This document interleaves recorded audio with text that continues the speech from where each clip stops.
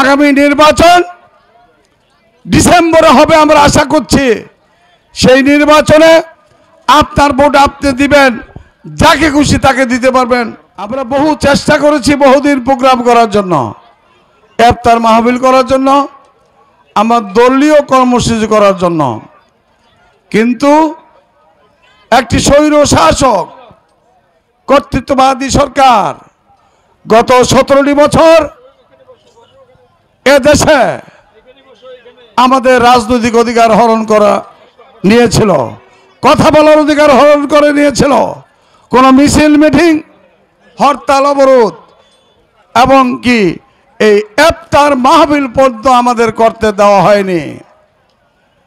কিন্তু কি নির্মম ভাগ্যের পরিহাস, আজকে সেই প্রথম প্রচণ্ড ক্ষমতাধর স্বৈরাচারী হাসিনা সরকারের গত 5ই আগস্ট নির্মম পতন হয়ে এ দেশ ছেড়ে পলায়ন করতে হয়েছে।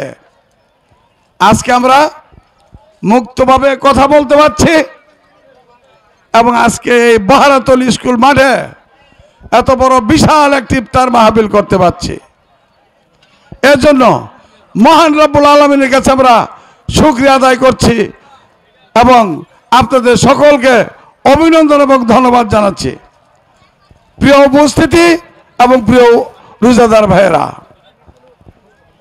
আমরা আপনাদের কাছে বিনয়ের সাথে অনুরোধ করব, আমরা গত 17 বছর কথা বলতে পারিনি, সুখে দুঃখে বিপদে আপদে আপনাদের পাশে আসতে পারিনি, আপনাদের মনের দুঃখ যন্ত্রণা বেদনা আপনাদের কাছে তুলে ধরতে পারিনি। আজকে দিন এসেছে, সুযোগ এসেছে, আগামী ডিসেম্বরে অথবা জানুয়ারিতে যে কোনো সময় নির্বাচন আসবে এবং সেই নির্বাচনে আজকে ইফতার মাহফিলে আপনাদের সকলের কাছে বিনয়ের সাথে অনুরোধ করব, গত 17 বছর আপনারা ভোট দিতে পারেনি। 14 নির্বাচনে বিনা ভোটে স্বৈরাচারী হাসিনা সরকার নির্বাচিত হয়েছে। 154 আসনে বিনা ভোটে নির্বাচিত হয়েছে। বাকি কেন্দ্রে কুকুর, শিয়াল এবং গরু শুয়ে থাকছে, মানুষ ভোট কেন্দ্রে যায়নি। আপনারা দেখেছেন টিভিতে এবং ফেসবুকে দেখেছেন। 18 সালের নির্বাচনে একই অবস্থা, বিনা ভোটে সরকার হয়েছে। 24 সালের ভোটেও সেই একই অবস্থা।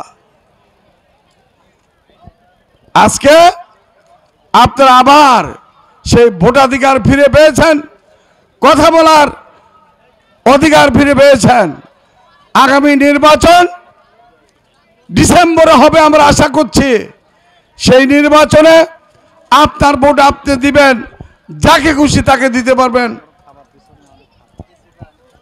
কেউ আপনাদের ফিরাতে পারবেন না, বাধা দিতে পারবে না। এখন আর সেই স্বৈর শাসক কর্তৃত্ববাদী সরকার, ফ্যাসিবাদ সরকার, হাসিনা সরকারের দেশে নাই। এখন মুক্ত বাংলাদেশ। আমি আপনাদের কাছে এই ইফতার মাহফিলে সকলের কাছে উদাত্ত আহ্বান জানাবো। অতীতে আপনারা বহুজনকে ভোট দিয়েছেন,